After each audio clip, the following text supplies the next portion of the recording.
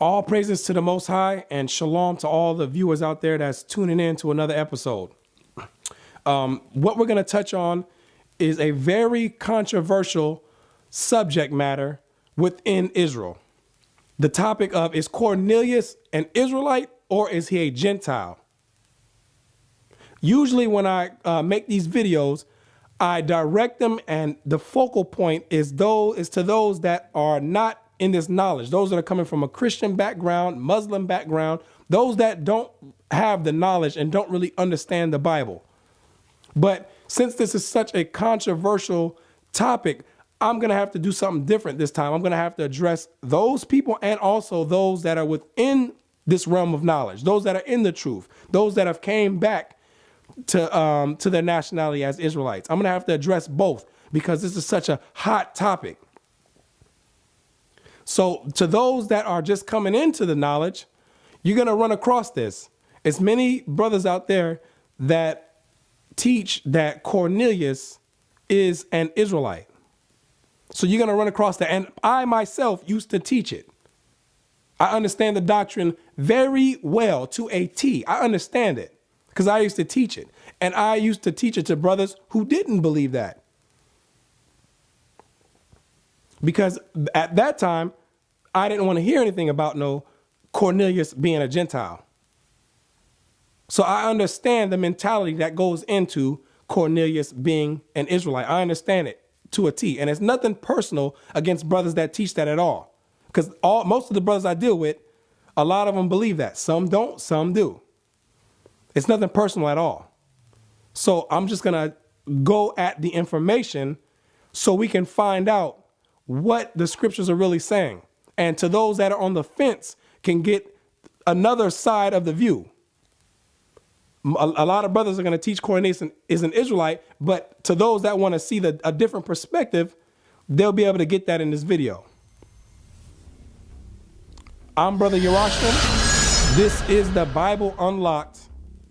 Cornelius the Gentile. Acts chapter 10 verse 1. There was a certain man in Caesarea called Cornelius, a centurion of the band called the Italian band. So we know that Cornelius lived in Caesarea, which is in the land of Israel, and he was part of the Roman army. He was a centurion, meaning he was over 100 troops. He had 100 troops that were subordinate to him. A devout man and one that feared God with all his house, which gave much alms to the people and prayed to God always. And we know that Cornelius was a devout man. This meant that he was keeping the commandments. That's what it means to be a devout man in the scriptures. This man that was in the Roman army was keeping the commandments, and he gave much alms to the people. So he was a devout brother that was giving alms. Keep this in mind. So from these two scriptures, it doesn't give us a clear defining answer onto what nation Cornelius comes from. It doesn't tell us if he was an Israelite or a Gentile. Because when you understand Roman history, in the Roman military, there was people that was from all types of nations that were involved in the Roman military. Mercenaries from different nations. Similar to America today, we have different nation of people that compose of the American army or the American military. So this doesn't let us know nothing. So now we have to dig into other verses and get process of elimination to find out if Cornelius was an Israelite or if he was a Gentile. Acts chapter 2 verse 5. And there were dwelling at Jerusalem Jews, devout men out of every nation under heaven. So now we go back to Acts the 2nd chapter and we see that there were also devout men, but these devout men were called Jews. So this means that these were Jews that were keeping the commandments. Let's find out what the definition of Jew is. Zondervan Bible Dictionary. Jew. Originally, it denoted one belonging to the tribe of Judah or to the two tribes of the southern kingdom. So when I used to teach that Cornelius was an Israelite, this is the definition that I would use. Notice that it says originally it denoted. That means in the beginning, when it first became, that's what it was talking about, the southern kingdom. So this is what I would teach to set up the premise on teaching Cornelius is an Israelite. So Jews mean the southern kingdom. But watch what happens when you can continue reading in the definition of Jews. But later, its meaning was extended and it was applied to anyone of the Hebrew race who returned from captivity. So this is the part of the definition that I would totally ignore, teaching Cornelius is an Israelite. And you're going to find out why you have to ignore this part of the definition in order to teach Cornelius is an Israelite. So when it says Jews coming out of every nation, it's talking about Israelites, because Jew originally meant southern kingdom, but later on it didn't mean that anymore. It meant all the Israelites coming out of exile. Follow me. As most of the exiles came from Judah, and as they were the main historical representatives of ancient Israel, the term Jew came finally to comprehend all of the Hebrew race throughout the world. The term Jew was an umbrella term for Israelites, all the 12 tribes. And as we go on in Acts the 2nd chapter, it's gonna back up what the scholars were saying, that Jew does not mean just southern kingdom. And as we continue on with the lesson, you're gonna find out the importance of it. You're gonna find out the importance of understanding what Jew means. That it's not just the southern kingdom, but it's also the northern kingdom. So when it says every nation, there was Jews that came down for Pentecost in Acts the 2nd chapter, it was both southern kingdom and northern kingdom. And we're gonna and it's gonna prove it in the scriptures as we continue going on. Acts 2 verse 9. Parthians and Medes. Parthians and Medes. This is the first group of Israelites on the list. Let's find out where the Parthians and Medes, who is coming out of these nations. If it's the 10 tribes or if it's talking about the southern kingdom. Watch. Zondervan Bible Dictionary. Parthians. Luke's geographical list of the people who were in Jerusalem on the day of Pentecost, Acts 2 verse 9, is headed by Parthians and Medes. By Parthians, Luke no doubt meant all the Jews and proselytes who lived in the old Parthian Empire to the east, known today as Iran. The earliest dispersion of the 10 tribes took place in the eastern countries. So the 10 tribes are the ones that are coming out of these regions. The 10 tribes, that's what the scholars are letting you know. When Israel was taken away, the house of Israel, or the 10 tribes, the northern kingdom, when they were taken into captivity by the Assyrians, they went to the eastern region. They're coming out of these countries right here that's being named. Now, we're gonna use the scriptures to back up what the Bible scholars are saying. They're telling you that the 10 tribes were here during the time of Pentecost, included in every Jews out of every nation. Let's use the scriptures to back it up. 2 Kings chapter 17 verse 6. In the 9th year of Hoshea, the king of Assyria took Samaria and carried Israel away into Assyria and placed them in Halah and in Harbor by the rivers of Gozan and in the cities of the Medes. In the cities of the Medes. So in Acts the 2nd chapter, the ones that are coming out of the Medes is Jews or Israelites from the 10 tribes that were taken away by the Assyrian captivity. They're coming back out of exile. They're being called Jews because that is the term, the umbrella term for all Israelites, northern and southern kingdom. They're coming to Pentecost to celebrate the feast. This is very important in understanding Cornelius. And and it's gonna be pieced all together. So bear with me, those that are just coming into the knowledge. Bear with me. Acts 2 verse 9. Parthians and Medes and Elamites and the dwellers in Mesopotamia and in Judea and Cappadocia, in Pontus and Asia, Phrygia and Pamphylia, in Egypt, and in the parts of Libya about Cyrene, and strangers of Rome, Jews and proselytes. So now we know that it is clear that the northern and southern kingdom together were here at the Feast of Pentecost. They were both here. And this is the first brick wall you run into teaching that Cornelius is an Israelite. Because to teach Cornelius is an Israelite, it thrives off of the premise that the northern kingdom and the southern kingdom were not dealing with each other at all. And that's simply not true according to Acts, the 2nd chapter. The premise is you have to make Cornelius be from the northern tribe, because the northern tribe and the southern tribes were not dealing with each other. And that is absolutely not true according to Acts, the 2nd chapter. This is the first brick wall you run into.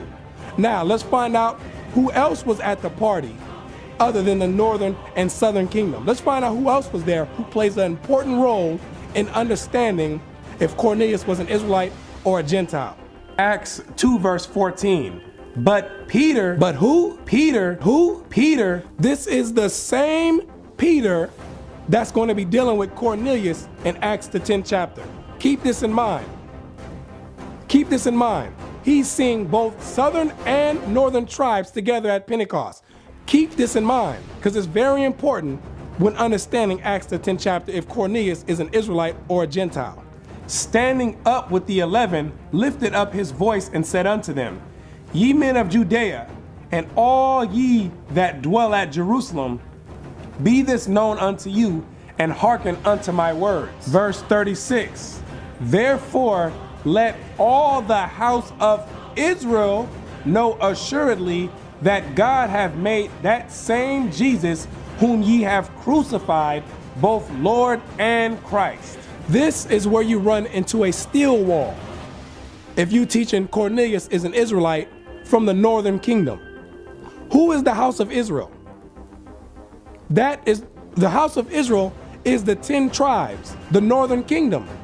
During the time of the kingdom split under Solomon, the 10 tribes became known as the house of Israel. The southern kingdom became known as the house of Judah.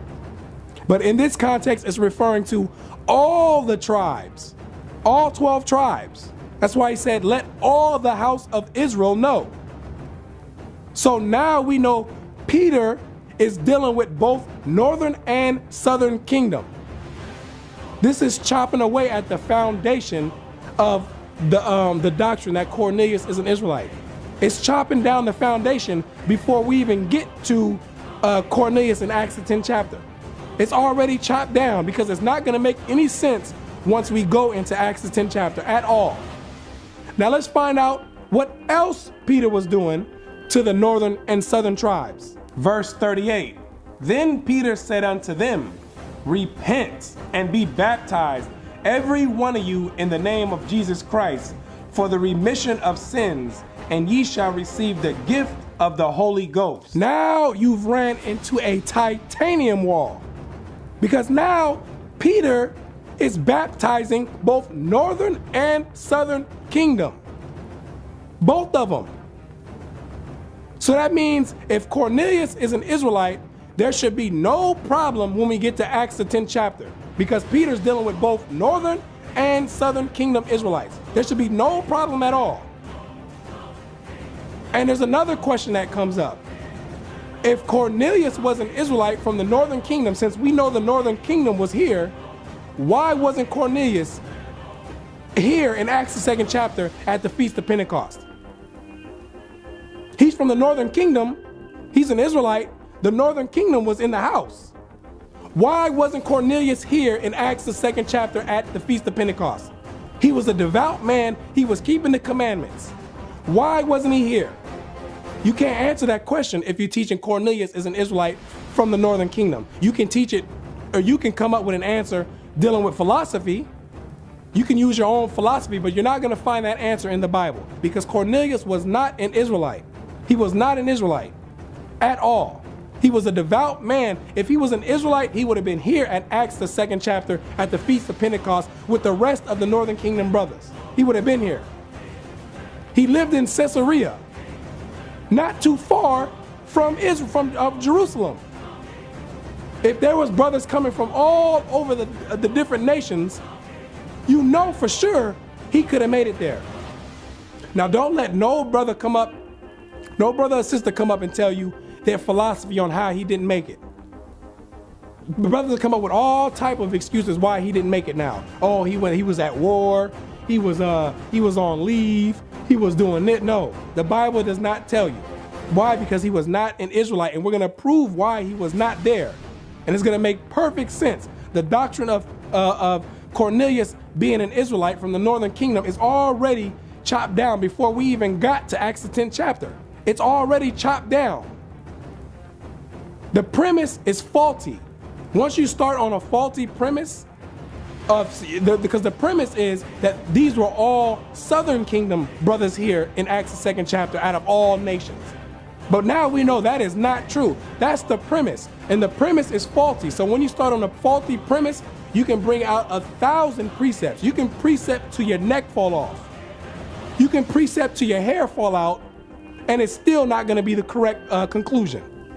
So the premise is faulty on Cornelius being an Israelite. It's not there. It is not there. There's too many brick walls and steel walls that come into the path of trying to teach that. You have to start dabbling in your own philosophy to teach that Cornelius is an Israelite. You got to start coming out of the Bible and teaching your own philosophy in order to come up with that conclusion that Cornelius was an Israelite. Now, let's find out, according to the Bible, why Cornelius was not here in Acts the 2nd chapter. And it's going to make plenty of sense. Acts 15 verse 14.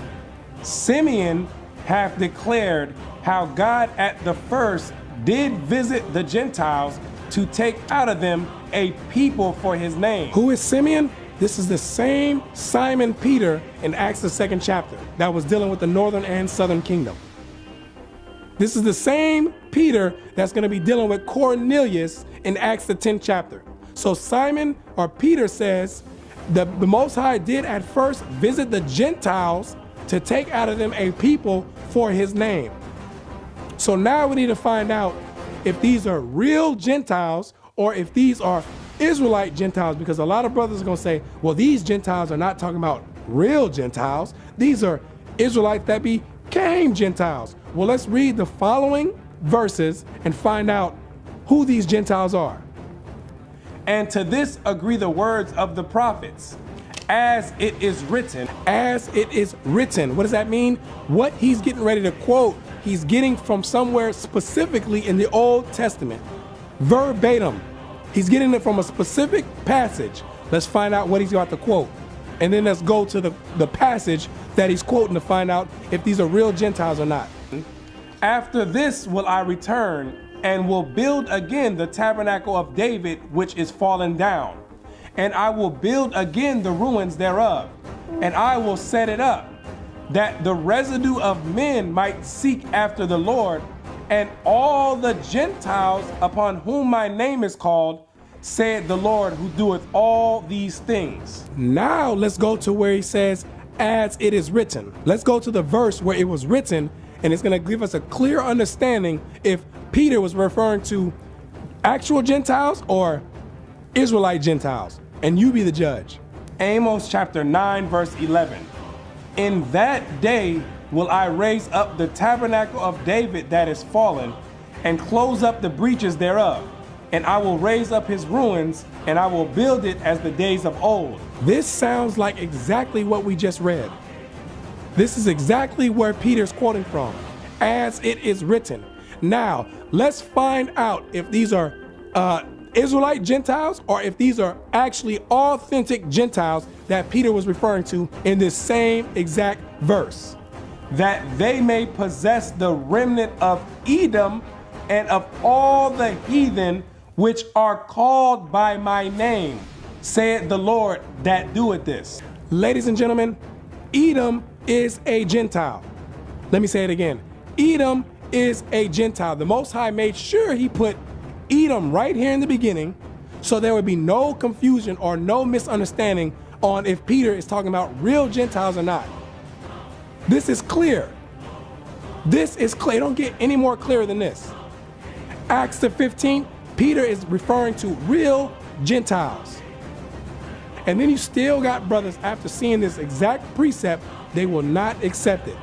We'll show you 1,000 scriptures and paint a picture for you and paint a picture for you and bring you 1,000 scriptures to prove that this ain't talking about real Gentiles. How do I know? I used to do the same exact thing, because you have to paint that picture if you want to believe all the New Testament Gentiles is talking about Israelites. You have to keep coming up with different lies upon lies upon lies. You have to keep doing that. So you have to make all the scriptures that are referring to real Gentiles, you have to make them become non-Gentiles or Israelite Gentiles in order to keep the doctrine going. But when I ran into Amos 9th chapter, that's when I knew, okay, there's no way that these New Testament Gentiles is talking about Israelites. There's no way.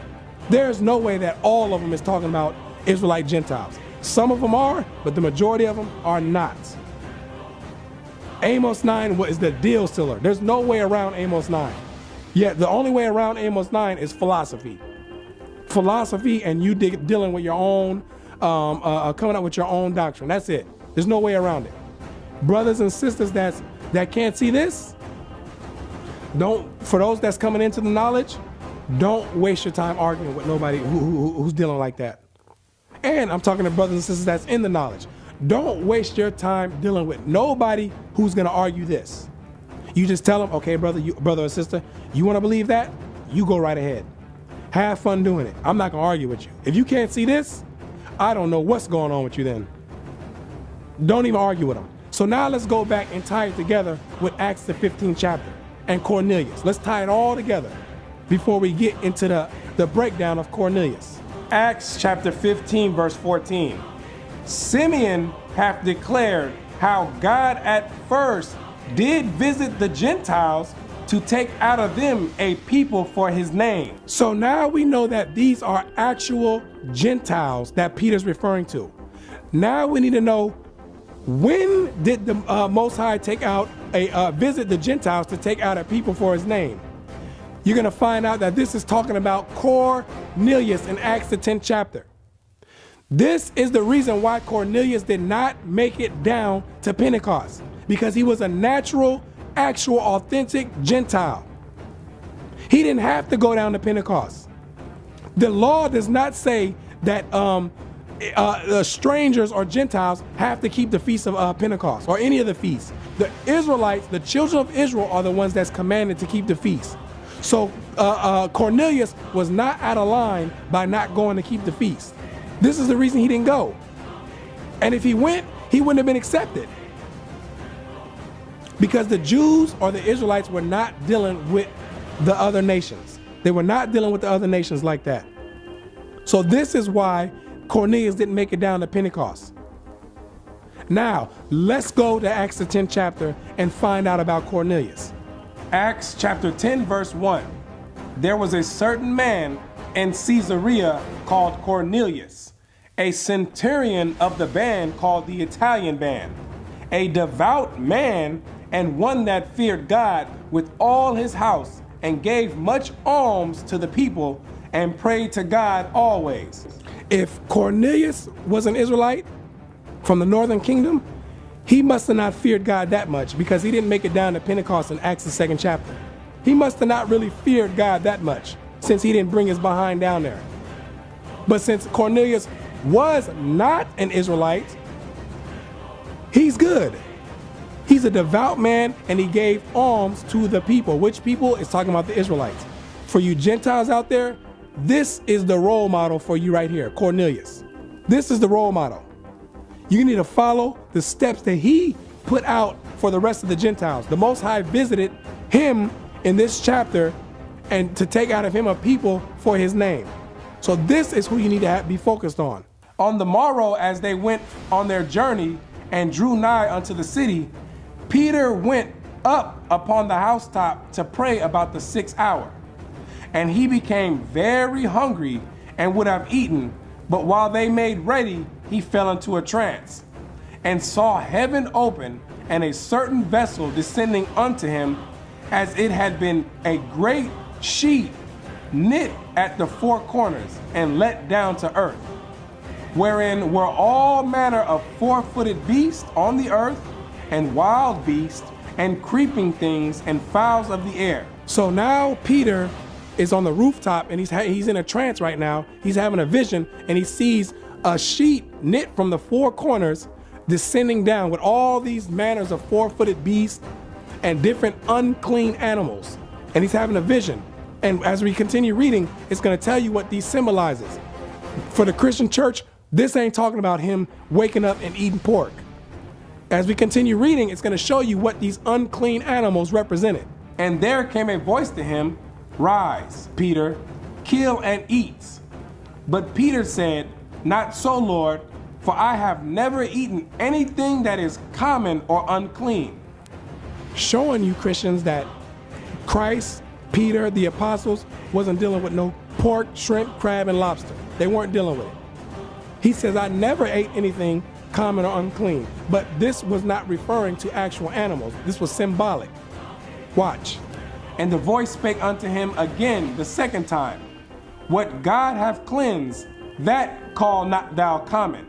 And as Peter was coming in, Cornelius met him and fell down at his feet and worshiped him. So at this point in the story, the Most High had already been dealing with Cornelius, and the Most High had been dealing with Peter at the same time, setting them up for when they met. He'd been giving Cornelius dreams, and he had been giving Peter dreams. So now they're finally meeting, and Cornelius bowed down to Peter. And watch what happens. But Peter took him up, saying, Stand up. I myself also am a man. Peter told him to get up. You don't need to be bowing down to me, because I'm a man just like you are. But Cornelius thought that was his respective place to come and bow down to the Israelites. That's what he thought was the right thing to do. But Peter told him, no, it's not the time for that. Let's read on. And as he talked with him, he went in and found many that were come together. And he said unto them, Ye know that it is an unlawful thing for a man that is a Jew to keep company or come unto one of another nation. Now, if Cornelius is an Israelite, I should be able to find this somewhere in the law where it's unlawful for the southern kingdom to deal with the northern kingdom. I should be able to find this somewhere in the first five books of Moses. I remember when I used to teach this, and I brought this to my brother Sabalon from the Light of Zion, and I showed him this verse, and he said, "Brother, where is it unlawful for the northern kingdom and the southern kingdom to deal with each other? Where is that in the law?" And back then, I wasn't trying to hear. I wasn't really paying attention to what I was actually saying. So the verse that I would give is Hosea 4 verse 17. Ephraim has joined himself to idols, let him alone. Then he say, brother, that don't have nothing to do with something being unlawful. Where does it say in the law that the southern kingdom cannot deal with the northern kingdom? Where is that in the law? Peter said it's unlawful. It's not in the law. But let's find out what is in the law. Deuteronomy 7 verse 1. When the Lord thy God shall bring thee into the land whither thou goest to possess it, and hast cast out many nations before thee, the Hittites and the Girgashites and the Amorites and the Canaanites and the Perizzites and the Hivites and the Jebusites, 7 nations greater and mightier than thou. And when the Lord thy God shall deliver them before thee, thou shalt smite them and utterly destroy them. Thou shalt make no covenant with them, nor show mercy unto them. Neither shalt thou make marriages with them. Thy daughters thou shalt not give unto his sons, nor his daughters shalt thou take unto thy sons. When we came into the land of Israel, it was unlawful to deal with all the inhabitants that was there. The Most High said not to make any covenants with these people because they would turn you away from serving the Most High. This is where it is unlawful to deal with other nations. And as you keep reading the books, the first 5 books of Moses, you'll find out that other nations became added to this list, like the Ammonites, the Moabites. There's more nations that got gradually added to this list. Let's get some more. Nehemiah 13 verse 1. On that day they read in the book of Moses in the audience of the people, and therein was found written that the Ammonite and the Moabite should not come into the congregation of God forever, because they met not the children of Israel with bread and with water, but hired Balaam against them, that he should curse them. Howbeit our God turned the curse into a blessing. Now it came to pass, when they had heard the law, that they separated from Israel all the mixed multitude. Why did they separate all the mixed multitude? Because it was an unlawful thing for one that is a Jew to keep company with one from another nation. That's what it's talking about, unlawful. Something in the law. They read in the book of the law, and that's what gave them the sense, hey, we got to get rid of all these mixed multitude that's around us. It's unlawful for us to be dealing with these people. That's what it's talking about. It ain't talking about the northern and southern kingdom. There's no law that says I can't deal, or someone from the northern kingdom can't deal with someone from the southern kingdom. There's no way that that's a law. How do we know? Acts the 2nd chapter.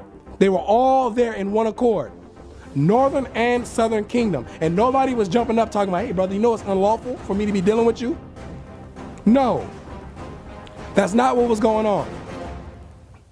And to add on to that, if I'm Cornelius and I'm an Israelite from the northern kingdom, and I'm about to deal with Peter, and all of a sudden he tell me it's unlawful for us to be dealing with each other, I'm gonna look at him and say, Peter, are you a hypocrite? Acts the 2nd chapter, brother, you was just baptizing both northern and southern kingdom, telling them to repent. Now all of a sudden, 8 chapters later, it become unlawful for us to deal with each other? It makes no sense. It makes no sense. The foundation of that of Cornelius being an Israelite is already chopped in Acts the 2nd chapter. It makes no sense. Now, let's find out what the word nation means, or another nation means, in the Greek. Let's find out what this word means, and find out if it's talking about an Israelite from the northern kingdom, or if it's talking about an actual authentic Gentile. Watch. Another nation. Strong's G246. Allophilos. Foreign.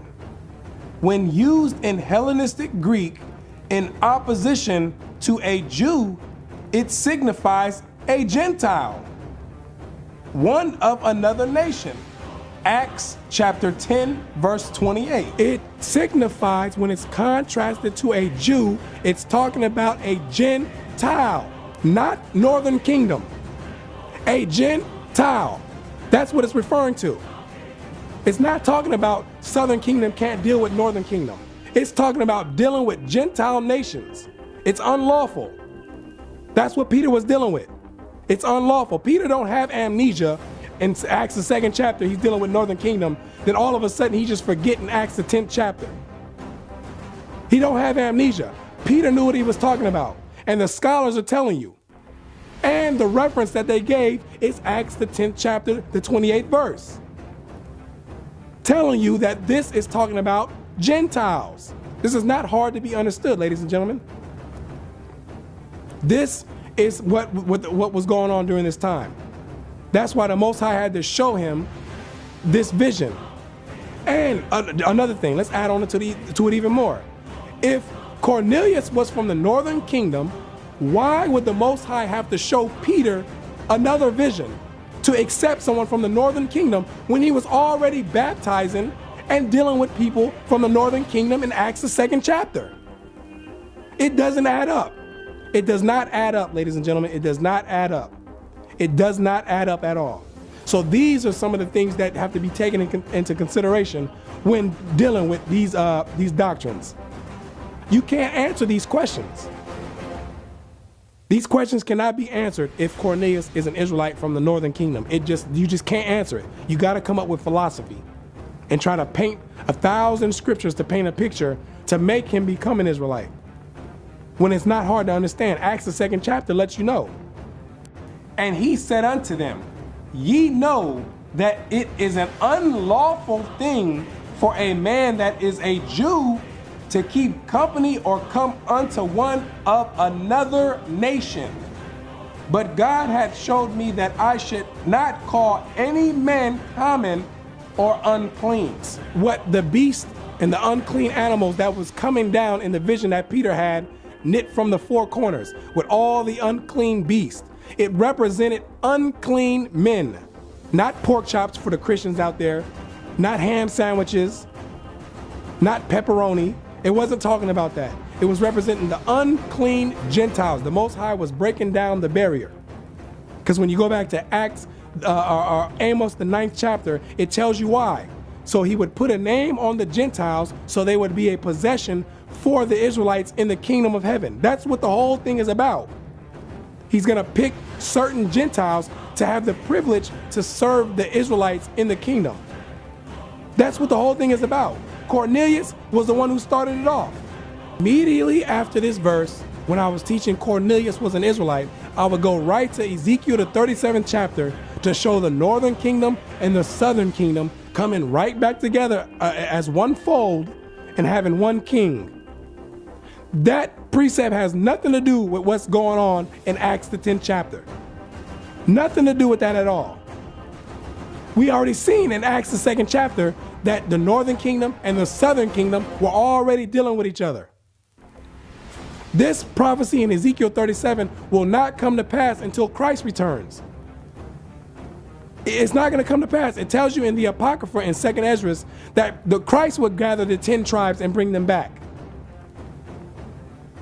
Then we will become one fold again. The ones that went in 721 BC over to the Americas. So that prophecy has nothing to do, that precept in Ezekiel 37 has nothing to do with what's going on here, because the premise of the northern kingdom and southern kingdom beef going on in Acts the 10th chapter has already been chopped down in Acts the 2nd chapter. Has nothing to do with it. Nothing to do with it. That's why I say once the foundation is chopped down, all the other precepts that come after are faulty. They're error. They don't go together because the foundation was already shaken. Then Peter opened his mouth and said, of a truth I perceive that God is no respecter of persons. So now Peter understands that the Most High is not a respecter of persons. When I was teaching that Cornelius was an Israelite, I would say, well, that's not true because God is a respecter of persons. Then I would take you right to Exodus 2:25, where it says, the Lord looked down on Israel and had respect unto them. Not understanding what I'm reading in Acts the 10th chapter. It has nothing to do with that. It said God is no respecter of persons. God is a respecter of nations because he chose Israel, we're his chosen people, of course. He chose us above all people. He's a respecter of nations, not a respecter of persons. A respecter of persons is dealing with an individual. We're going to get the precepts to prove that Peter was talking about individuals, not nations. 1 Peter chapter 1 verse 17.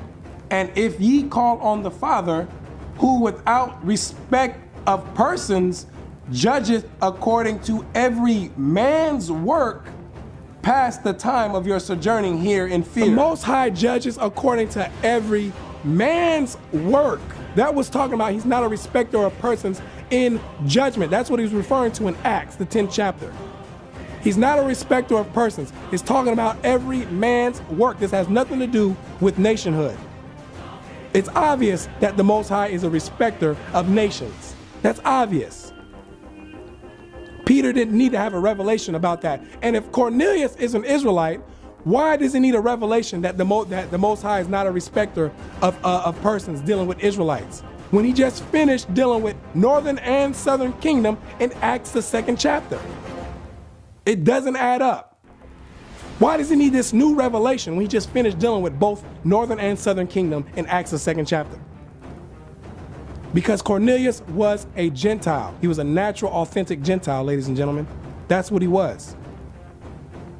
Let's get some more on this respecter of persons. Romans chapter 2, verse 9. Tribulation and anguish upon every soul of man that doeth evil, of the Jew first, and also of the Gentile. So the Most High brings down punishment on the Jew first, meaning the Israelites first, then the Gentiles. That's what he does. We're living the punishment right now. It's us first, then when the kingdom comes, the Gentiles are going to have to serve their punishment. They're going to have to serve out their punishment. The Most High is not a respecter of persons. Let's keep going. But glory, honor, and peace to every man that worketh good, to the Jew first, and also to the Gentile. To the Jew first, then to the Gentile. The Most High is giving out blessings and rewards for righteousness to the Israelites, his own people first, then to the Gentiles. But everyone gets the blessings if they do righteousness, because the Most High is not a respecter of persons. He's a respecter of nations, but not persons. If an Israelite is doing wickedness, he's not going to get a pass just because he's an Israelite. He's not. The Most High is going to judge you the same, whether you're an Israelite or you're not an Israelite. He's going to judge you. He's no respecter of persons. For there is no respect of persons with God. The Most High is not dealing with respecter of persons. He's not a respecter of persons. Let's not get it confused with respecter of persons and respecter of nations. He has respect for his nation. Israelites are the chosen people, no doubt about it. We know that. We are the chosen people.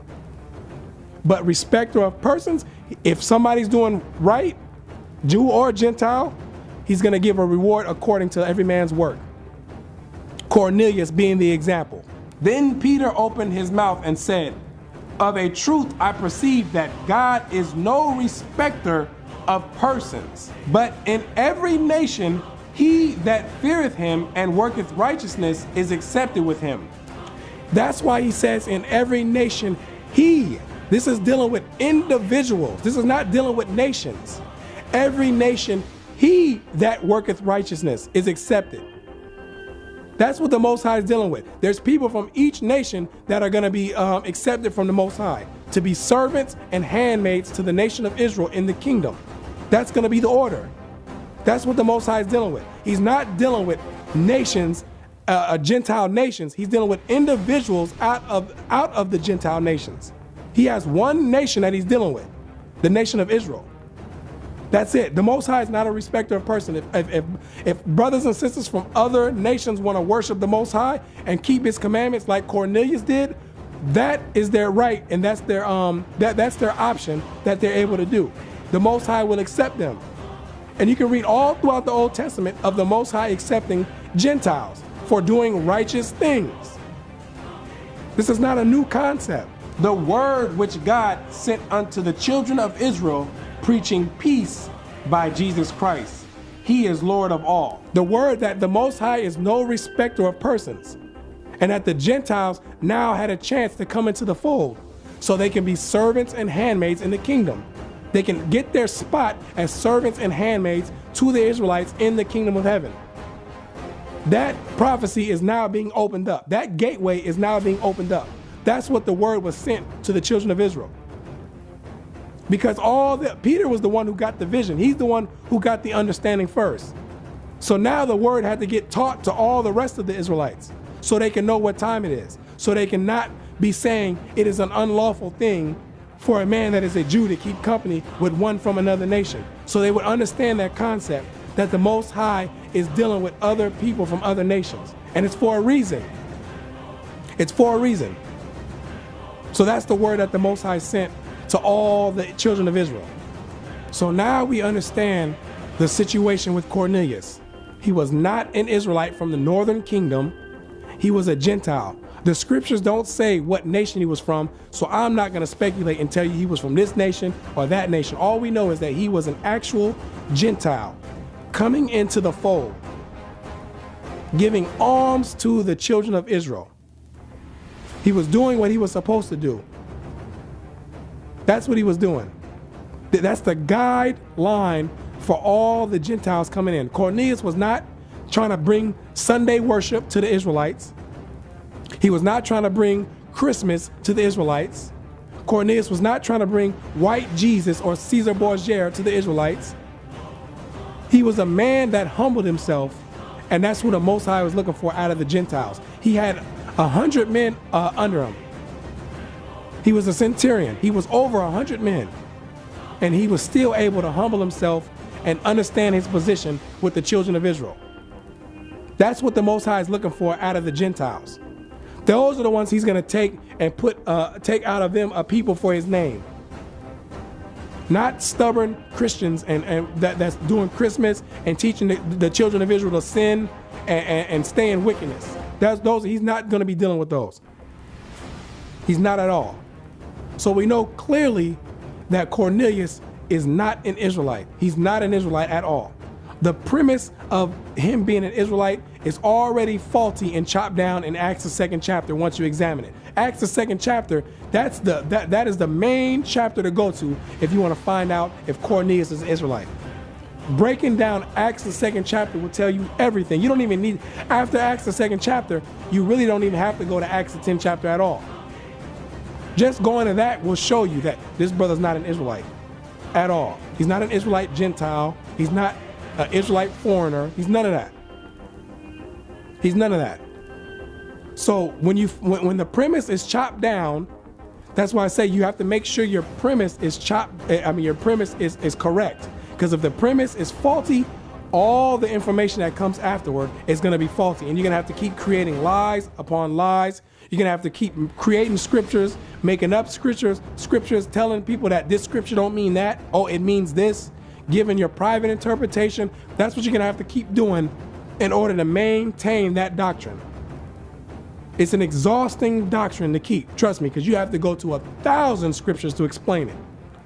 You got to go through 1,000 scriptures to explain, to make Cornelius an Israelite. But once you break down Acts the 2nd chapter, there's really nowhere else to go. Like, you cannot get around that. You can't get around that. Brothers and sisters cannot get around that. And I myself couldn't get around it, which is why I stopped teaching it. Anybody that's going to be truthful and sincere, they would stop teaching it. They just would stop teaching it. I had the brothers I taught it to, or I was teaching it to, I went and apologized. You gotta apologize. I went and apologized. That was not the correct breakdown. You brothers were right. You brothers were right. Cornelius was not an Israelite. You brothers were right. I apologize. Okay, let's roll. Let's keep it moving. Let's find out what else is going on in the scriptures. What else we can correct and what else we can come to an agreement with. Brothers that's sincere. That's one thing I respect about camps like the House of David and GOCC. I respect the elders. There's elders that have been in there 25 plus years, that when they see a doctrine that they have been taught that is incorrect, those brothers will humble themselves and stop teaching it and teach the correct doctrine. You can go on their page and on their website and see it, where they tell you, you know what, this is something that was taught incorrectly. Here's the real information, or here's the information we came upon. You know how hard that is after 30 years of being in the game to be able to say, you know what, I guess that was wrong. I've been teaching this for 15 years. I guess that was wrong. Let me teach what the scriptures really say. That's who the Most High is going to keep teaching knowledge to. If you think that you know it all already, then that's it. You're sealed. Your mind is sealed already. That's the plateau for knowledge. If you believe that you know it all already and you won't accept scriptures for what they say, you've plateaued. And for brothers and sisters, I tell you, do not argue with brothers and sisters that are like that. If they want to believe that, fine. You go ahead and believe it. You can go ahead and believe it. I'm not going to argue with nobody, especially on clear scriptures. I'm not going to waste my time doing no argument. You want to argue and go back and forth? You go ahead. You can waste that energy. I don't have that energy. I don't have that energy. I don't have it. So that's one thing that I do respect about brothers like that in the House of David and GOC. There's other camps that are like that, but those camps have been in the game for a long time, and to be able to humble themselves, that shows you something about someone's character. Those are brothers that you would want to be under if you decide to go inside a camp. People that's not just going to teach you something that they've been learning and regurgitating. That's Christianity. That's what that is. That's Christianity. We're not dealing with Christianity. We're dealing with evolution of scriptures, evolution of knowledge, not Christianity. So with that, I hope everyone has been edified and I hope everyone is being able to learn something.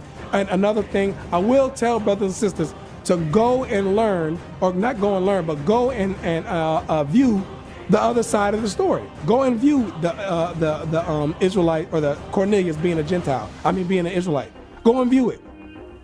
I'm not gonna lie, it's a hot breakdown. It's a hot breakdown. On the surface, it's a hot breakdown. It feel like it's rolling. It feel like you feel like everything is cool. It feel like this is it. But that's on the surface until you start digging underneath it and you say, hold on, this cannot be true. This can't be true.